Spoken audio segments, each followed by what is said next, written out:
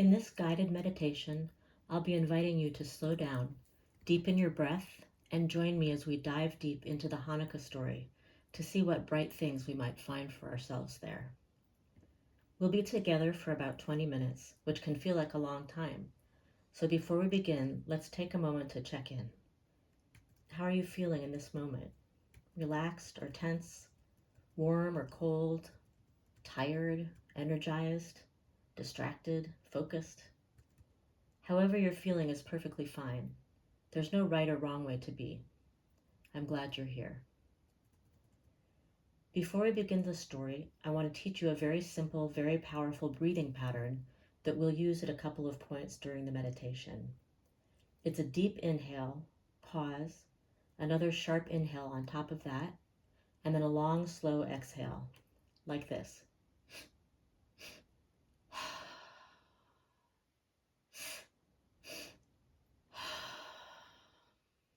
This is a pattern that our own bodies use to relax and calm our own systems and let ourselves know that it's safe to rest and let down our guard.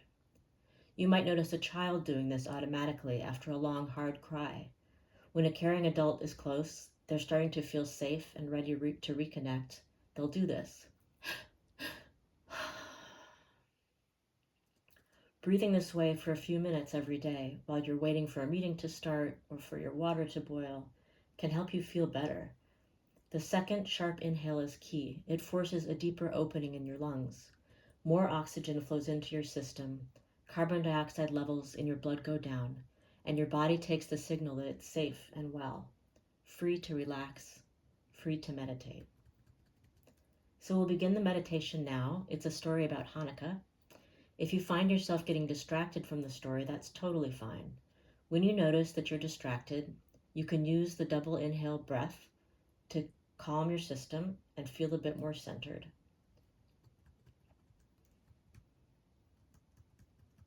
Hannukah comes at the darkest time of the year, which is when candles glow the brightest. We remember and honor our people's beloved story about the courage of a small group who came together to fight against all odds for what they believed in. We allow ourselves to believe with the openness of children's faces in the light of a menorah that even in times of destruction and distress, an all-powerful God is present to help us find the little bottle of olive oil with exactly the amount of sustenance that we need to get us through the long night. So settle in, get very comfortable because we'll be here for a while. We're going to revisit and remember this story from our history and our culture. Take a deep breath and allow all the air to leave your body slowly at its own pace. If you like, close your eyes, settle into your body, and allow yourself to sink down into the earth. Take another deep breath, filling your lungs completely and allowing all the air to flow out. Now, Hannukah is 8 days long, and there are 8 candles and a shamash on the menorah. I'm going to count backwards from 8, and as I do, allow yourself to watch in your mind's eye as everything around you fades away. The clutter, the undone things, the treasured things, the furniture and walls and floors and ceilings. We're going to visit history, and the first step is to part with the present. So here we go. 8, 7, 6, 5, 4, 3, 2, 1. Everything has faded, and you find yourself in an open, empty place. You can float in this space. It's neither hot nor cold, light nor dark. Looking to the left, you see nothing. Looking to the right, you see nothing. You're not afraid. You're waiting for something, but you're not sure what. You have been promised a wonderful gift, but you're not sure when it will come, so you're waiting and wondering. Your gaze sinks down to your hands. You raise your hands up to the level of your face, curious to see if you can even see them in the darkness. Out of the emptiness, you notice something, a little glimmer there in front of you. You catch it and hold it carefully in your cupped hands. The glimmer begins to glow, and something very small begins to take shape, so small that it can fit right there in the palm of your hands. It's spinning like a dreidel. It grows, and soon it's as big as a tennis ball, a blur of blue and white spinning and hovering in your cupped hands. It looks just like planet Earth, deep blue with beautiful swirls of white cloud formations shifting and moving across the surface. What do you see in this beautiful little ball? What does it feel like in your body to hold the whole little Earth in your hands? Remind yourself to breathe. If your body has tensed, your mind has wandered, or your breathing has become shallow, take some double inhale breaths to prepare. We're going to go closer.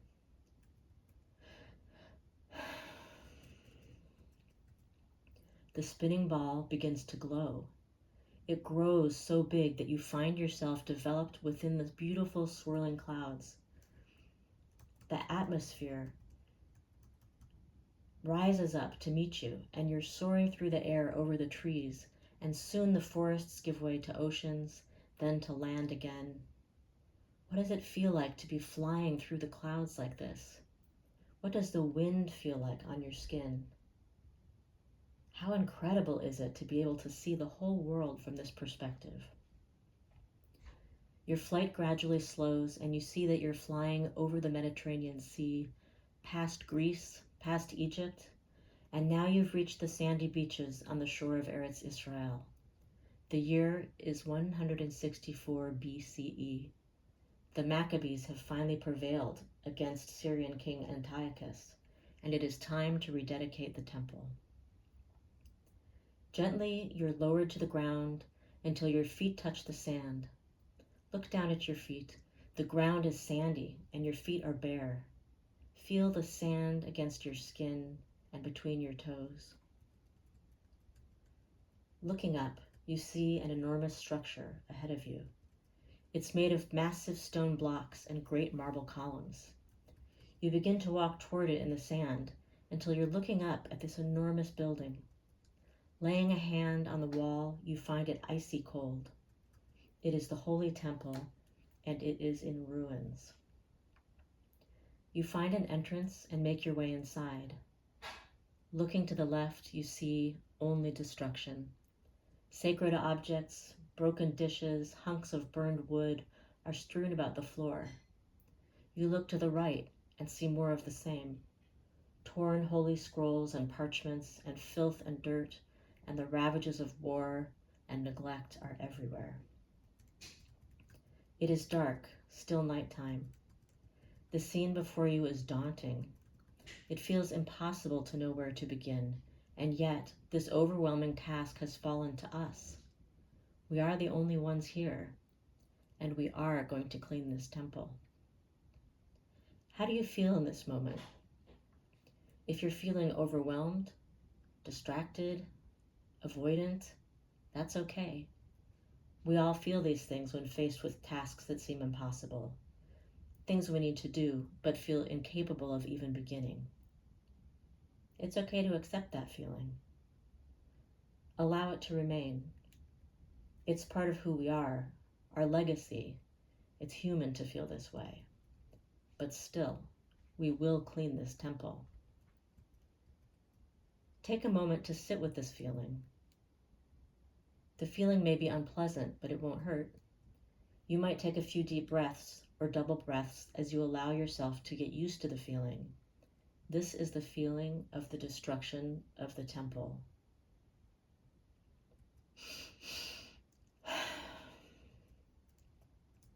The great journey begins with a single step, and the great cleanup begins with a single item. Just one thing, so simple, and we know that we can do it.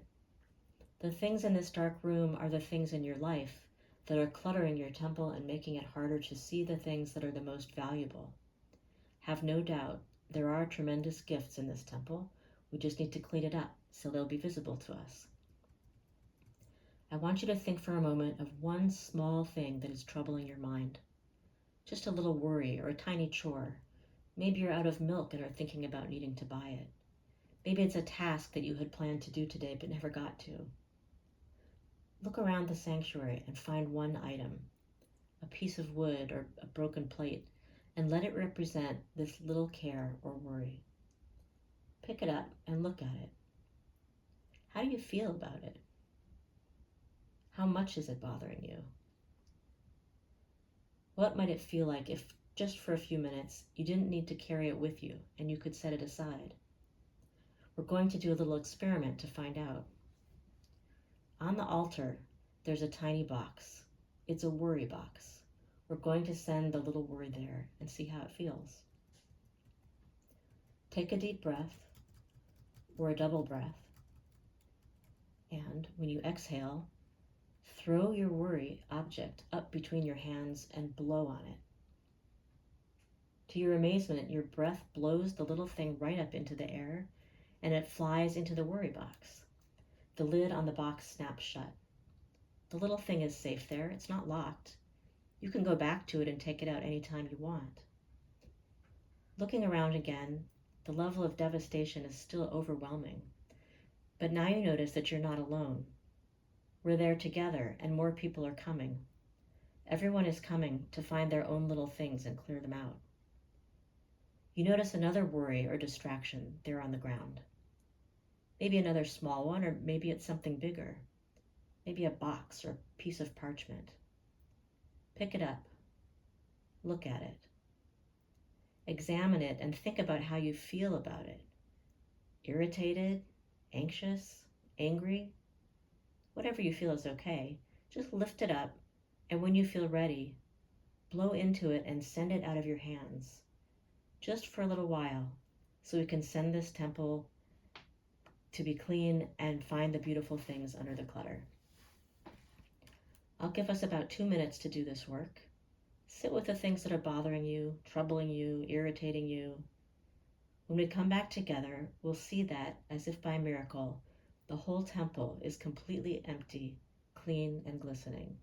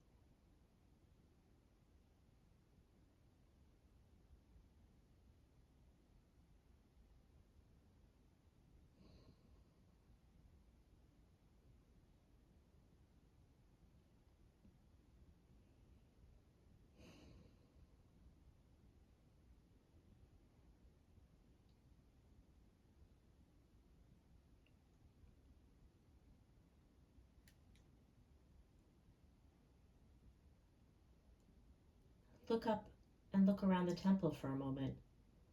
Everything is clear and clean and sparkling. The room is filled with people like you who have done the work of setting aside their worries for a little while so that we can be here together in the sanctuary of our hearts. What does it feel like? Look around. This is a very special time and place. It only happens once a year, on Hannukah. You notice that a small group of people has gathered around a grand menorah, and they're polishing and shining it until it glows. A child finds a bottle of oil in the corner and brings it over to fill the menorah. Another person adjusts the wicks, and someone brings a flame. Soon the menorah is glowing brightly, 8 bright lights plus the shamash. The flames burn bright, bathing your face in light and gently warming you.